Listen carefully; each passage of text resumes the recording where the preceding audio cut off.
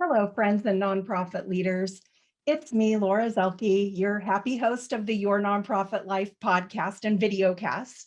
Today, I have a special treat for you as we're finishing out June 2021. So far this month, we've celebrated Juneteenth by spotlighting Henry Burrell's organization, Elevating Businesses in Jonesboro, Arkansas, and honored the experience of students and alumni of African descent at Rutgers University in New Jersey. My conversation with our AAA president, Kendall Hall, was both informative and inspirational.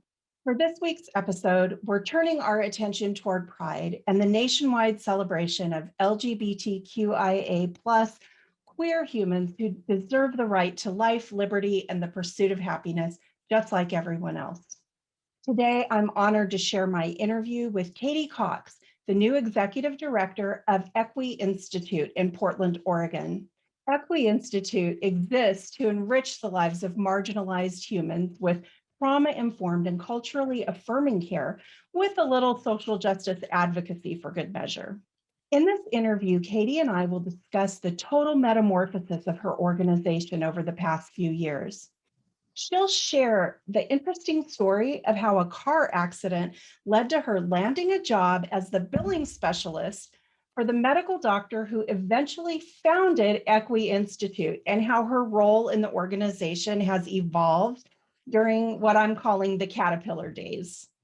Unfortunately, the organization was experiencing financial difficulties right around the time that COVID was declared a pandemic. They pivoted as much as they could, but eventually they had to pause programs and go into a cocoon state, unsure if they would ever come out. But here we are, summer of 2021, and the Equi Institute has emerged as a strong, beautiful, financially stable butterfly, ready to take flight. I can't wait to introduce my slightly nervous guest to you, Katie Cox, the executive director of the Equi Institute.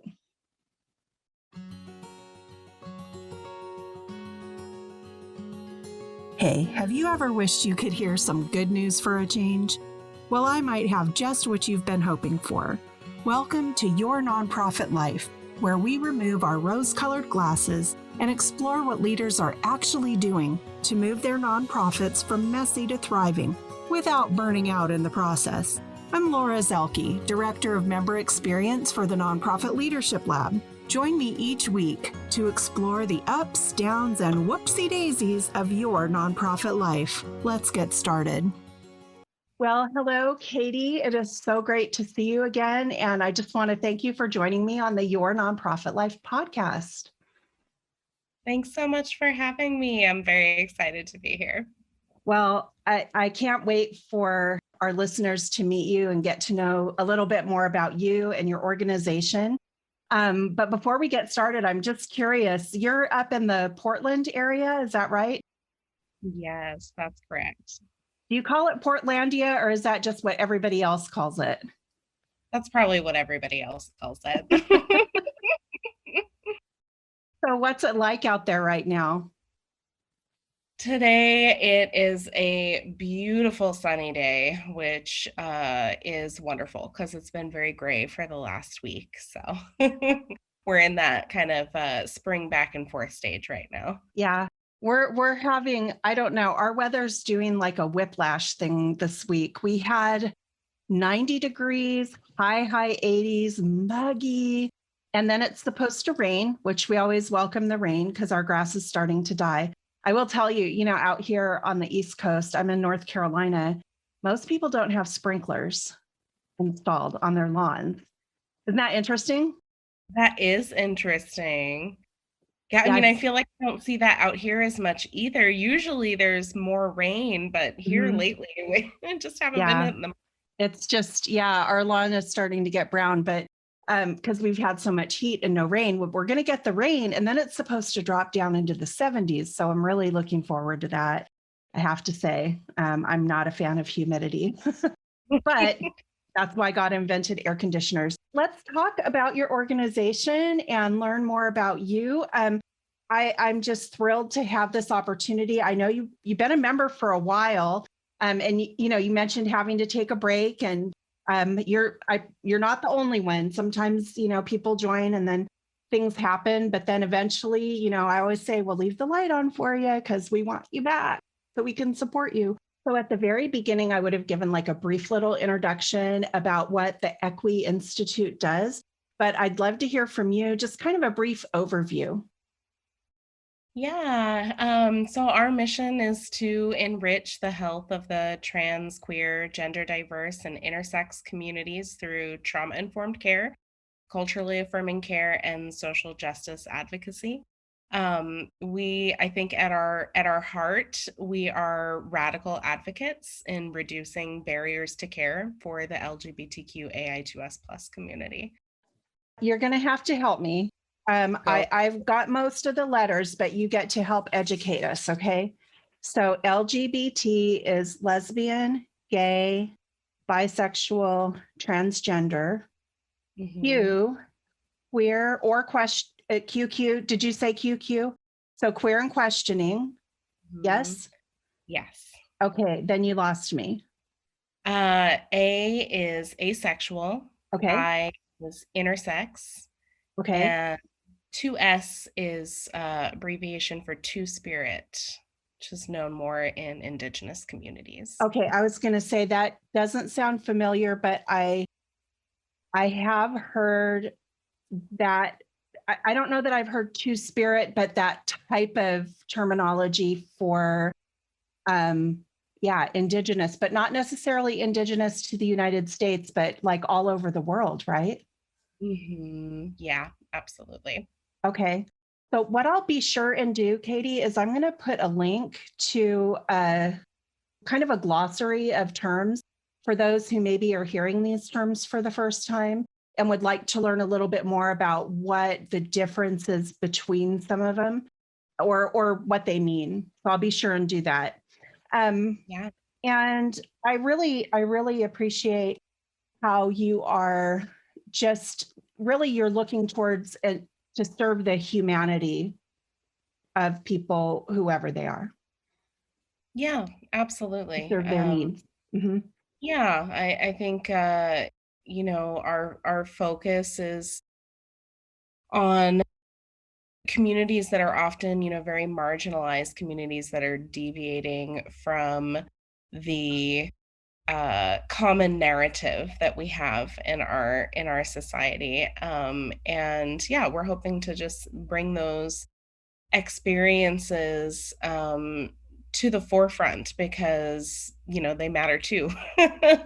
In many ways, and especially in healthcare, I think access to healthcare is like one of the biggest pieces for our community that can be really challenging. Yeah, and I think that it's something that I don't know that I personally realized how challenging it could be to access the medical care, but interestingly, I did another podcast interview this morning with Leanne Porter from Loving Bottoms, and she does kind of like a diaper bank, but they also do other services. And for those who are listening, they'll just have to catch that one later because yours is coming out first. But, when people are marginalized, or maybe they're not getting the benefits at work because they're not getting the hours, or they're being discriminated against, then they are not having access to, maybe, why don't you tell me the story? Like, what's it like for someone who is a marginalized person to try and find healthcare in your area and across the country? Yeah. I think that, we're lucky nowadays in Portland where there are a good handful of resources available for the gender diverse community. But that is often not the case. And there's, of course, legislation that has even gone through just very recently that ban doctors from providing transgender care for youth, I believe, was the most specific. Is that legal? Apparently it is. It shouldn't be. It shouldn't be. And so much of it is based on a lack of education and a lot of misconceptions of what that care looks Mm-hmm. like. Mm-hmm. Um, I've heard lots of stories from patients that we've had in the past of trying to access healthcare and being flat out like laughed at or discriminated against by the doctor that they're seeking care from. Their experience is not believed. They're told that basically, they don't know who they are and they, need to go see a therapist. And those are just all outdated notions. There's an organization called WPATH, which is the World Professional Association of Transgender Health. And they update their standards of care every so often. And I know that in recent years, one of the updates that was made is that patients don't have to seek out therapy first to gain access to hormone replacement therapy. But a lot of doctors haven't caught up with that information either. So there's a lot of just like flat out discrimination, which is really invalidating for, the person who's trying to access the care. And I believe the statistics show somewhere around, 70 to 80% of transgender individuals will not seek out healthcare for fear of being discriminated against. Well, I Um, would say so. I had a horrible experience when I was about 17, first trip to a gynecologist, and the guy laughed in my face. Now, I'm not going to get into the details, but he had asked me a question. I answered honestly, and he laughed and said, "Oh, I was just answering that way because my mom was in the room," which she was not on, she was like up behind me, not down at the right. other end. But the fact is that that experience actually stuck with me for years. I didn't ever go back. I didn't ever go back to anybody like that until I got married. And I got married at almost 29. So what, Mm. 12 years, I avoided it because of that experience. And I can only imagine if I were transgender and have hearing stories about people getting laughed at or told they need therapy or whatever when they're just trying to seek medical care or, really advice from a medical physician, that they would feel like they're going to get abused and so they just don't go. That's actually not healthy. No, no, because then, there's all sorts of other pieces that are also a part of a person's health, screenings and medications and all of those other pieces that get ignored. It is detrimental, I think, to the health, Yeah. really to our society, but Yeah. definitely to the trans community for sure. Yeah. Yeah. So I know we're going to talk a lot more in detail about what the Equi Institute does, but before we get there, I'd love to hear about your journey and how you came to be in the nonprofit sector. Was this something that you foresaw on your radar, like you knew you were going to be an activist, or how did this all come about for you? It's funny that you ask it like that, because I think that I originally had big aspirations of wanting to be an activist. And in high school, when I was in high school, I came out when I was 17 as queer and was really looking for any way to get connected with community and got super involved in LGBTQ activism. I started my high school's first Gay Straight Alliance, and I attended like a student conference for how to lobby your government in favor of LGBTQ policy through GLSEN, which is the Gay, Lesbian, Straight Education Network. So I had this like really amazing experience in high school with activism. And then I graduated and I moved to Missouri for family. And it was the middle of nowhere. And gosh, what a culture shock that was. And there really was no queer community I out would there. say so. Now, did you move there from Portland? Like you were in is that where you went to high school in Portland? And then you Yeah. moved to Missouri and so you weren't in like a big, like not like Kansas City, because I think Kansas City has a pretty active LGBTQ community. Yeah, they do. And there's, I think, a little bit in Springfield as Mm-hmm. well. But I was in Osage Beach, which is basically like smack dab in the middle of the state. Mm-hmm. And it's Mm-hmm. 3 hours Very to the nearest. rural. Yeah, Right, very, right. Very rural. very rural. And I'm sure that there were other queer folks around, but wasn't safe to come out. And so they didn't, and was really disconnected from community for a long time. But I worked in restaurants and hospitality. That was kind of like really the only thing to do in Missouri. And yeah, I ended up moving back to Portland after 6 years and did some more restaurant work. I got into a car accident about a year after I came back in 2011. And the injuries from that accident made restaurant work really hard on my body. And so I was just looking for a change.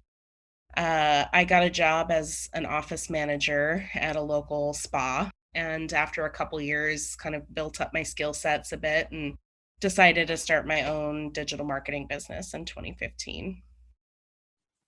Very cool. Yeah. It was kind of all over the place. I mean, I did some college, Mm-hmm. was really unsure of my direction. Um, the activist piece felt like another life almost. And so I didn't feel super connected to it for a while. So one of my clients, who was also the doctor that treated me for my car accident, came to me one day and told me about her friend that really needed some major help with business. And so the next day, I was introduced to Dr. Angela Carter, who uses they them pronouns. They had just started their own personal transition as a genderqueer individual, and were operating a private practice out of another clinic. Uh, and they definitely needed a lot of help. There were pink message slips all over the office, stacks of paperwork. It was just, there was a lot to detangle. So I rolled up my sleeves and put my organizing skills to work. Well, I bet they were thankful. And I want to say thank you for sharing Dr. Angela's pronouns, because it helps with just listening and understanding what that when you say you were helping them, that you're talking about Dr. Angela and their private practice. So what did you do? Like, were you going in as a digital marketing person, or were you also helping to, take down all those pink message slips and get back to people? And what all did you do? Yeah, I did a lot of different things. I was at that particular point in time, I was looking kind of for a part-time gig to support my digital marketing piece. I was kind of trying to split those things up part-time so that I had like something that was very consistent. And so I jumped in to use my office manager skills, I think mostly with Dr. Carter, and of course also ended up like bringing in those other skills in terms of marketing as well. And just I think that honestly, I'll be honest, this is kind of a funny story. I didn't officially have a job description until the beginning of this year. So Wait a minute. How long ago did you start working for them? 6 years. Oh my goodness. Well, congratulations. Thank you. You're official now. I'm official now. I'm official. Yeah, just really honestly plugged in wherever I could. There was so much work that needed to be done, and I started off as kind of, I think my official title in the beginning was billing specialist. So I did some billing, I did some admin, um, worked on the website and some pieces there. So yeah, it was an interesting kind of journey in the beginning. And that same year in 2015, Dr. Carter had helped to pass some new legislation in Oregon that required state Medicaid to cover gender affirming healthcare. It previously wasn't covered. And so people had to pay for those services out of pocket, which is really inaccessible, especially if you can't get a job because you can't Right, exist or present as your right, true self. right. So, as I mentioned, Dr. Carter is a trans and genderqueer individual, and they not just saw, but deeply understood the need for care with a for us, by us framework. I mean, trans folks really started moving to Portland in droves after 2015, just to access gender affirming care. And Dr. Carter's practice really began to swell at that point. They approached me one day and told me that they were going to move the practice to Portland's Q Center, which is one of two LGBTQ plus community centers in the state, and that they were going to apply for nonprofit status. They asked me if I wanted to come along for the ride, and it felt like it was really in alignment with my days of LGBTQ activism. It felt like a way to reconnect to my community that I had been separated from for so long. So it felt like a no-brainer. I said, yes, let's do it. um, at the time, there were no other dedicated, comprehensive LGBTQ clinics in the state. And I thought to myself, like, this is it. This is my chance to really get back to my roots and Yeah. finish what I started 10 years ago. Wow. Wow. And that is, I mean, I love when things like that happen. And it's, I've had kind of a similar experience, where you're so like gung ho, and then life just kind of throws you a curveball. And so you go figure it out. But then eventually you get to come back around, and now you're this different person, right? Like you're the same person and the same passions, but you're bringing a whole new skill set with you. Digital marketing, management, healthcare. So how did that work out? So when you said, so what year was this when you started working with them? I started with them in August of 2015. I'm coming up on my 6-year anniversary. And we moved into the Q Center at the beginning of 2016 and kind of started the process for applying for nonprofit status, which was much longer and much more involved than I had ever anticipated. Yeah. Can I ask you a question? For those of us who are unfamiliar with Oregon or how the community works, particularly in Portland, what is the Q Center? Like, I don't even, what is that? Yeah, the Q Center is an LGBTQ plus community center here in Portland. Okay. And it had lots of extra space. There were a couple of businesses in there, auditorium, meeting space, a So is it like a library. mall, kind of Uh, much smaller, much smaller. smaller than a mall? Okay. Mhm. Yeah, it's a pretty small building, but they also had a lot of like affinity groups that meet Hmm. there or would meet there Okay. to So like not support. like a coliseum, because like, I Mm, know like we have different centers, but they're like these massive coliseums. That's why I was just trying to oh, yeah. understand. So it's a community center specifically serving the LGBTQ plus community. Yeah, and it felt like such a natural fit, you Hmm. know? I think Q Center itself had actually just gone through a leadership transition and was rebuilding trust in the community and doing some restructuring and so it made sense for us to help them in that process and bring some life back into the center by operating a primary care clinic out. And that was also where I met Deborah Porta, who is also a lab member. I'm gonna say I know Deborah. That's Yeah, so yeah. great. So Deborah is the executive director of Pride Northwest, and so our Mhm. offices are right across from each other. Oh gosh, how cool is that? Yeah, yeah, I love Deborah. She's really active. She comes a lot of times to the self-care on Fridays that we do for lab members. So you were saying, I kind of interrupted you, and I didn't mean to throw you completely off track like that, but you were saying when you guys filed for your 501c3, it was super complicated. And so did it take a really long time to get approved, or how did that work out for you? It took a very long time for it to get approved. And it took a really long time to submit also because, Can we put we, some like framework around that? So like, yeah, what do you mean when you say really long time?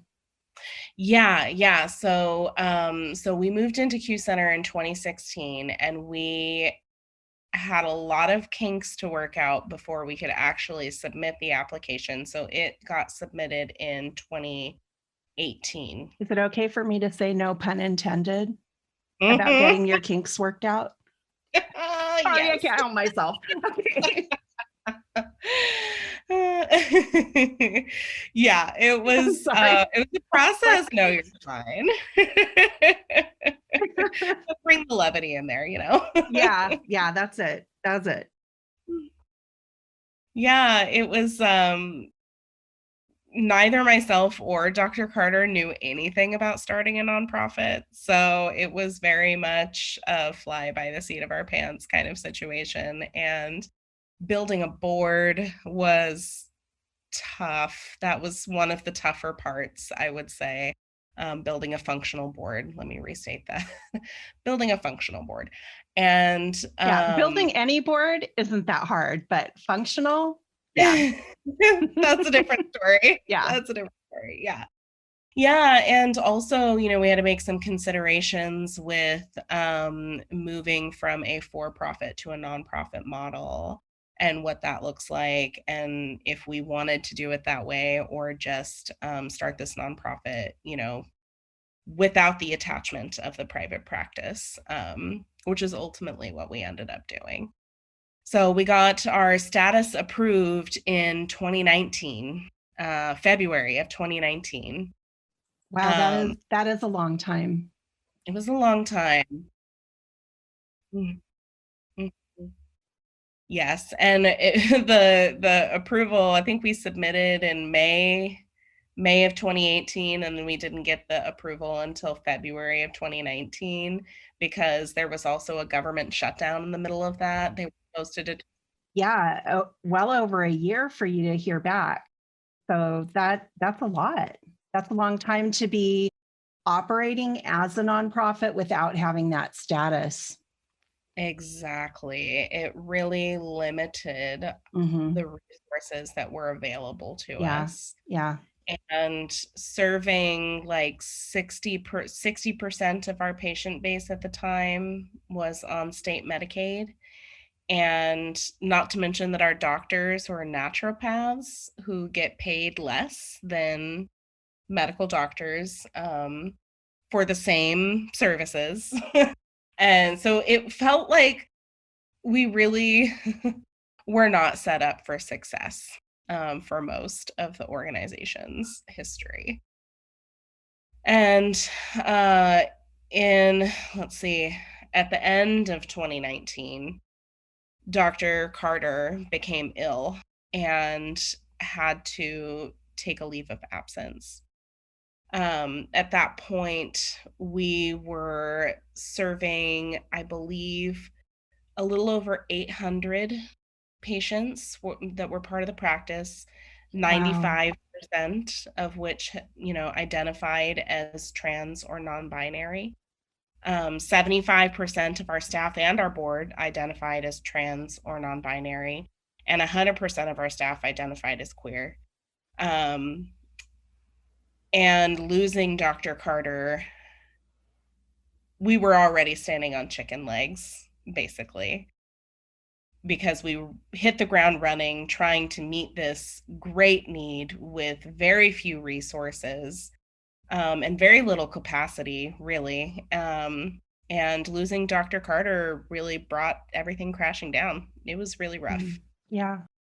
Yeah, I can only imagine. And when I think about the end of 2019, I think of the beginning of 2020 and COVID. And so what happened? What happened with your organization? Yeah, the timing was also interesting. In February of 2020, we made the really difficult decision to suspend our primary care program, and restructure the organization. We were tired of being held up on chicken legs, and recognized that we really needed to work on our foundation if we were going to be able to continue serving the community in a way that aligned with our values. And so February 2020, we moved out of the Q Center. And then just really a few weeks later, Governor Brown here in Oregon put through the shelter in place order, and the pandemic was in full effect. I was exhausted, beyond exhausted, honestly. I wasn't just burnout, I was charred to a crisp at that point. And of course, like adding the pandemic uncertainty on top of it all, it was very challenging. But I also couldn't let it go. I couldn't let it go. Something inside of me had me holding on, like I had a death grip on this dream, on this vision that I had. And in April of 2020, about a week after the shelter in place order went through, I decided to start engaging with kind of a budding coalition called Creating Conscious Communities with People Outside. Okay, creating conscious communities with people outside. That's a Yes. really long name. It's a long name, so we call it C3PO for short. Oh, there you go. There you go. So, and what is that? A community with people outside. What does that mean? People Yes. outside. By people outside, we mean specifically people who are living outside, people who are houseless, or housing insecure. And there's a lot of folks, there's a lot of houseless folks here in Portland, and Equi traditionally had also worked with a lot of houseless trans and queer folks, because oftentimes, as I said earlier, people were moving here specifically to access gender affirming care, and they were so desperate for that care, they would move here without a plan, and figure out the details later, basically. And so there were a lot of our patients who were super low income, some who were completely houseless, or, were living out of vehicles, that sort of thing. So it was a little bit of a deviation, but also still very much made sense for the community that we had historically served. And when we started working with this coalition, I think what drew us to it was that they had a focus on serving the most marginalized of Portland's houseless community. So we worked with the coalition to bring kind of this equity lens to the intake process. And within a few weeks, we opened up the very first LGBTQ plus affinity shelter, outdoor shelter, in Portland, followed by a BIPOC or Black, Indigenous, People of Color affinity shelter, and then a third outdoor shelter for all identities in Northwest Portland. Okay, so I always learn so much from the members that I get to interview on this podcast, and I have a question for you. I noticed that you say houseless, not homeless. And I was wondering if you could tell me, because that's a conscious choice that you're making, and I want to be educated about this. Why houseless and not homeless? Yeah, I think that's a wonderful question. Houseless, I the reason that I use the word houseless is because these folks that we are working with do not generally have their own homes. They don't have a home to go to, like a house, specifically a house, right? Like a brick and mortar building that they can find shelter and safety in. But that doesn't necessarily mean that they don't have a home. So I think that's kind of the distinction between the two words. That's what I was wondering, Yeah. because I could tell, I'm like, okay, this is intentional. And why would you not say homeless? And it's what, well, because maybe they have a home, but they don't have Mhm. a house. And I love Exactly. that. So thank you for that little nugget of wisdom, just kind of tucked right in there. That was awesome. Yeah. And so you now have 3 outdoor shelters that you're doing. And do you guys have an office space? Let me make sure I understand. You Mhm. guys were, you started out with Dr. Angela Carter. Y'all moved to the Q Center for a while. And then when they got sick and things were not real having a real strong foundation, there was a decision made to leave the Q Center, and then kind of another decision to kind of step back and reorganize. So you never Mhm. really shut your door. I mean, you didn't shut down, um, but you got reorganized. And then as we're moving out of COVID, you are you've got the reorganized platform, or how you guys are set up, and you've got the 3 outdoor shelters. Do you have an office again, or are you still working from home, or what does that look like? Yeah, um, so we're still working from partially from home, and then we have a team of community health workers that go on site to the outdoor shelters, which we actually call villages. The part of the coalition piece was that these spaces were organized through what they call a village model. So they are self-governed, and the residents of these villages have a lot of power and say so in how they're operated and what supports are needed and that sort of thing. So it's really a collaboration between Equi is just one organization that comes to the table. We also have Gather Make Shelter. They've done some really incredible work with the villagers in creating art.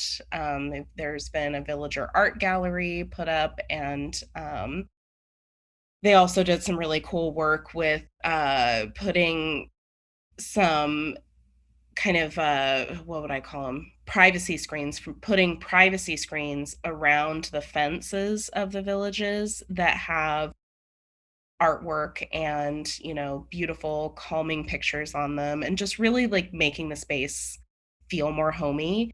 And then we also work with R2D2, Right to Dream 2.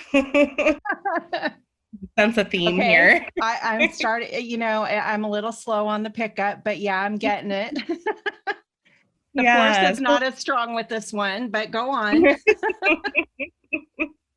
So you work So with, so what was R2D2 again? Right to Dream 2. And they came up actually about a decade or so ago in the during the Occupy movement. It's kind of a similar, like, space that was operated and built by people who are living on the streets. And so incorporating this empowerment and agency into this project is another piece that really drew us to it, because it aligns, I think, very well with the values of our organization. Yeah, so we have these 3 sites, and we have our team of community health workers who go in and help provide health education, contact tracing, vaccine access, wraparound support services. And that's our contribution to this coalition. So we come in and we provide the health support, and some of the other organizations take like the operational piece. Sure. I think that sounds really interesting. And so you're kind of filling a gap there for them while also getting back on your feet. Do you Yeah. think you'll ever have an office again? I do think that. I think that this it all feels like it's been kind of chance over the last year, like how things have come together. We had these plans of restructuring, and then pandemic hit, and we're like, oh, we don't really know what we're going to do in the future, but I guess we have to figure out something to do right now. And so in that process of trying to figure out what to do right now while keeping the future on the back burner, um, I think we've discovered that this community health worker program model sits very neatly in our mission and our values, and we want to expand it. I think it makes a lot of sense to expand the program outside of the C3PO villages and into our larger LGBTQ plus community. We want to make sure, as we are still enduring the pandemic and also dealing with what will be the aftermath, at some point. I Right. think that we're going to see more and more people who are losing homes, who are losing access to care and to resources. And this particular model sets a framework to, at its deepest core, be radical advocates for our community and reduce those barriers to care. So, Well, I mean, it's almost like you just wrapped it up right there. I think that it's like full circle for you all. Only you're coming back. It's interesting. So, like Greek philosophy is not linear. It's like a spiral, but it's not a circle where you're going around like in the same groove the whole time. It's a spiral, but it goes up or down, And it seems like you've come full circle, but you're at a different level now. You guys are back doing it again, but you're more clear. And I wanted to ask, so your job description isn't so much billing and organizing the office and doing the website. I'm not saying that you're not doing the website, because you probably still are. Once you know how to do it and like you're in there doing it, it's hard to give that up. I understand. But you're not office help anymore. Your title is executive director now. yes. Congratulations. Congratulations. That is like a big deal. And you earned it. You worked your way into that position. And I just want to give you congratulations, because now you're able to pull all of your life experience to right up to the table and say, okay, let's do this. And you're still growing and you're open to the changes. I mean, you've said it more than once in this interview, you just figure it out and you just keep going. And it sounds to me like you've gotten a lot more clarity. This feels a lot more close to your heart than maybe restaurant or office manager, right? Like you're out there actually, and not to demean those positions, because we all need them, but for you, this is kind of like your calling or your personal passion that you get to live it out every day. So very, very cool. And so do you have any plans coming up as far as getting into the summer? I don't know, are you guys doing Pride this year?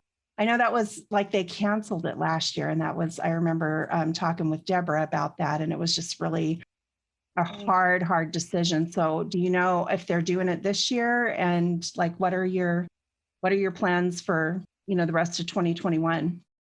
Yeah. I think that Pride in limited forms is happening this year. I know Deborah has done some really amazing work putting together like socially distanced movie showings, and there's also going to be like a virtual Pride Parade. So I'm excited to see what goes on with that. We won't be tabling at a Pride this year, which we normally do, but next month is going to be very filled with community vaccine events. That's our next big project. I just by the time tomorrow is over, I will have doubled my staff. We're hiring a bunch of new positions, and one of them is a community vaccine event coordinator. So that's kind of the immediate, but also on the subject of Pride Northwest and Deborah Porta. Her and I are going to be partnering on a very exciting new project called the State of LGBTQ Oregon. And this is going to be a comprehensive needs assessment for the LGBTQ plus community. And it'll be statewide. And we've been talking about this project for probably 3 or 4 years now, but just neither one of us had really had capacity to get it going. And with the slowdown that the pandemic provided, we were able to do the foundational work on it and the logic models and all those fun things. And so right now we're getting that project up and going, looking for some funding. But the purpose of it, and there is no data, no comprehensive data on the LGBTQ plus community in the state of Oregon right now. And we really want to speed up the systemic change that needs to happen in our state, because it definitely affects both of our organizations. And I know we're not the only ones. So we're trying to just kind of assess, like, where is our community? What identities do they hold? What has access to education and income look like? And where are the service gaps? So that we can continue to provide responsive programming for our community. Well, yeah, I would say so. It's kind of hard to hear that there's no data. But thank you for like taking the lead on that. You and Deborah, like, go get them. I know that it's really important to have the proper data information so that you can get like you said, the help and the funding that you need to continue treating humans with dignity, the dignity and respect that they deserve for being alive and existing in this world. So thank you for that. And if people want to get in touch with you or learn more about the Equi Institute, how would they go about doing that? Yeah, you could go to our website, which is www.equi-institute.org. And we have a contact page there. My email address is also listed there, which is my first name at equi-institute.org. And yeah, that'd probably be the best way to get in touch. Great. And are you on any of the social medias like Twitter, Instagram, any of that stuff? Yeah, if you, we actually just recently hired a development and outreach coordinator, and they are doing a fantastic job with our social media accounts. And so we're also on Facebook and Instagram. Okay, great. So I'll be sure to put links to all of that on the show notes page, how to get in touch with you and learn more about your organization and the important work that you're doing there in Portland. And I just want to thank you for your time today. I've learned a lot. I'm a little more conscientious now about if I'm going to say homeless or houseless. Like, that's a takeaway for me, just one of the many. Thank you very much for your time. And I feel like I should say, may the force be with you. I usually say, I'll see you in the village, but I feel like I should, if I say I'll see you in the village, I mean, the village is C3PO and then there's R2D2. So, may the force be with you, Katie. Thank you so much, Laura. It's been a pleasure. Okay. Well, again, thanks. And I'll see you in the village. I will see you in our village. Yes. All right. Thanks for listening. To access the show notes or share feedback on this podcast and link over to our socials, visit our website at yournonprofitlife.com. That's yournonprofitlife.com. And hey, if you've enjoyed listening to this podcast, you're going to love The Village. It's our exclusive online community where we take what we're learning in the Nonprofit Leadership Lab and apply it. We take it to the next level with live Q&As, boot camps, online book clubs, and legit support from experts committed to helping you extend your nonprofit life. By the way, since we're just getting started, it would mean the world to us if you'd subscribe to the podcast and leave a great review on iTunes. The reviews will help us get the podcast in front of more people as we try to take the whole sector from messy to thriving. See you next time.